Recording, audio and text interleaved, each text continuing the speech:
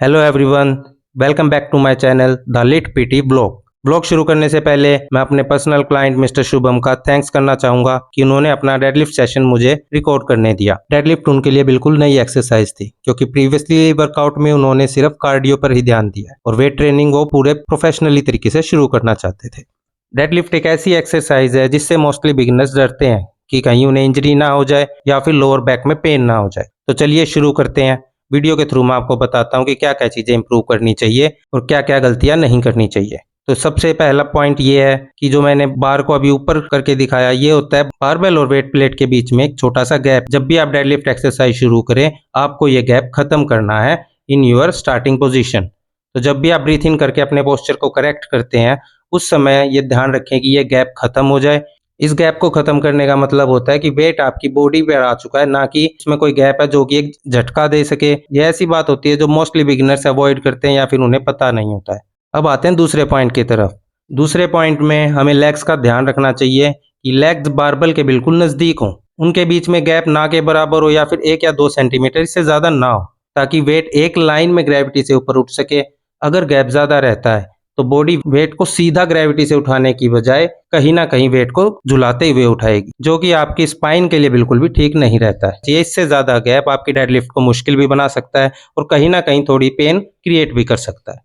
तीसरे पॉइंट में यहाँ पर मैं अपने क्लाइंट्स को ये बताना चाहता हूँ कि आप वेट उठाते तो पैरों के नजदीक से हो, लेकिन जब भी आप वेट को रखते हो तो बारबेल और लेग्स के बीच में डिफरेंस दोबारा से क्रिएट होता है। वो इसलिए होता है क्योंकि कहीं ना कहीं वेट रखते वक्त आप अपने हिप की मूवमेंट को रोककर वेट को अपर बॉडी के थ्रू नीचे रख रहे हैं, जिसकी वजह से वेट जहां से उठाया था वहां पर वापस जाने की बजाय बॉडी से थोड़ा दूरी पर जाता है। हमें वेट को ग्रेविटी से सीधा सीधा ऊपर उठाना है और वापस उसी पोजीशन पर रख देना। अगर वेट आगे रखा जा रहा है तो आप समझ जाइए कि कहीं ना कहीं आपके हिप जॉइंट ने अपनी मूवमेंट रोक दी है और आपकी बैक वेट को आगे रख रही है, जो कि कहीं ना कहीं आपकी बैक में एक पेन क्रिएट करेगी।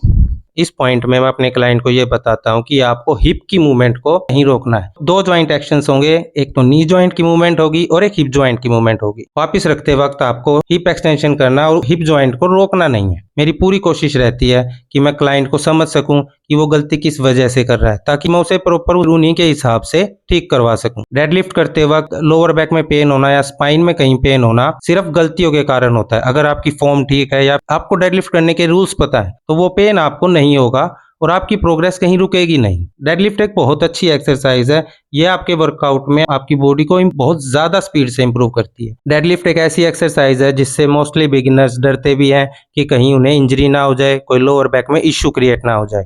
पर अगर अंडर गाइडेंस डेडलिफ्ट को परफॉर्म किया जाए तो डेडलिफ्ट आपके लिए बहुत ज्यादा बेनिफिशियल एक्सरसाइजेस में से एक है। इस पॉइंट में मैं अपने क्लाइंट को यह समझाने की कोशिश कर रहा हूँ कि जब भी आप ग्रिप टाइट कर लेते हैं उसके बाद ब्रीथ इन के साथ आपको आपके शोल्डर की पोजीशन को ऊपर ले जाकर फिक्स करना होता है।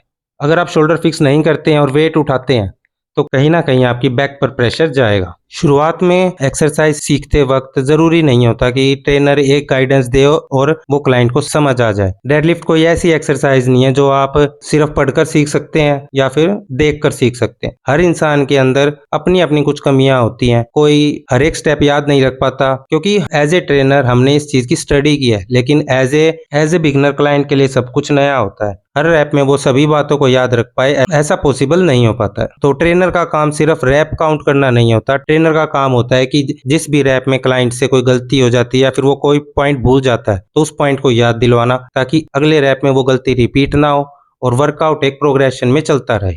इस पॉइंट में अगर आप ध्यान से देखेंगे तो वेट उठाते वक्त क्लाइंट की लोअर बैक मुड़ी हुई थी, तो मैंने उन्हें प्रैक्टिकली ये चीज समझाई कि जब भी आप वेट उठा रहे हैं उठाने से पहले आपने पोस्चर करेक्ट तो कर लिया है, लेकिन अगर ब्रीथ होल्ड नहीं की या फिर वेट को लेग्स की बजाय अपर बॉडी से उठाया तो लोअर बैक में बैंड आने के चांसेस ज्यादा होते हैं। एज ए ट्रेनर आपको अपने क्लाइंट को पूरी तरह समझना होता है कि वो गलती कहाँ से कर रहे हैं और हर एक गलती को बहुत आराम से उन्हें समझाना होता है ताकि वो गलतियां वो दोबारा ना करें।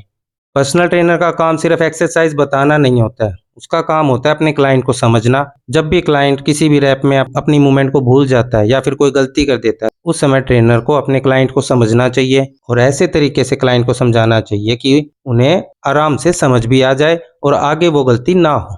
इस पॉइंट में मैं अपने क्लाइंट को ये समझाना चाह रहा हूँ कि आपको सिर्फ 2 जॉइंट की ही मूवमेंट करनी है।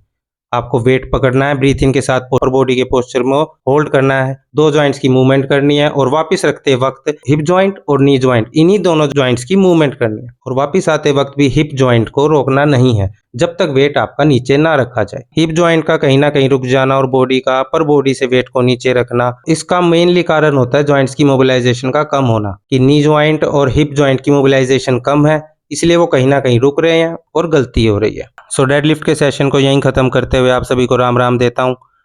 उम्मीद करता हूँ आपको ये व्लॉग पसंद आया हो और जल्दी आऊँगा अपने नेक्स्ट व्लॉग के साथ। चैनल को सब्सक्राइब करना बिल्कुल मत भूलना और अपने फैमिली और फ्रेंड्स में या फिर कोई बिगिनर है तो उसके साथ ज़रूर शेयर करना। ये इन्फॉर्मेशन टिप्स उसके वर्कआउट में कहीं ना कहीं हेल्पफुल ही रहेंगी।